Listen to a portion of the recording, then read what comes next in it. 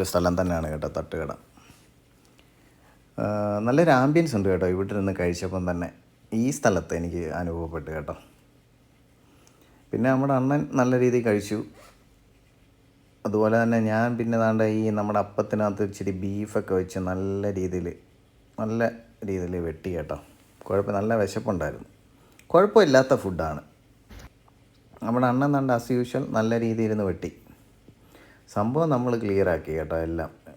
ബാക്കിയൊന്നും വന്നില്ല, എല്ലാം ക്ലിയർ ചെയ്ത്. അത് കഴിഞ്ഞ് നമ്മൾ 2 ചായ ഓർഡർ ചെയ്ത്. എനിക്കിവിടെ ഏറ്റവും ഇഷ്ടപ്പെട്ടത് ഈ ചായയാണ് കേട്ടോ. നമ്മുടെ വീട്ടിൽ അമ്മയൊക്കെ ആദ്യം രാവിലെ നമുക്ക് ചായ കൊണ്ടു തരുമല്ലോ, നല്ല സൂപ്പർ ചായ ആയിരുന്നു കേട്ടോ.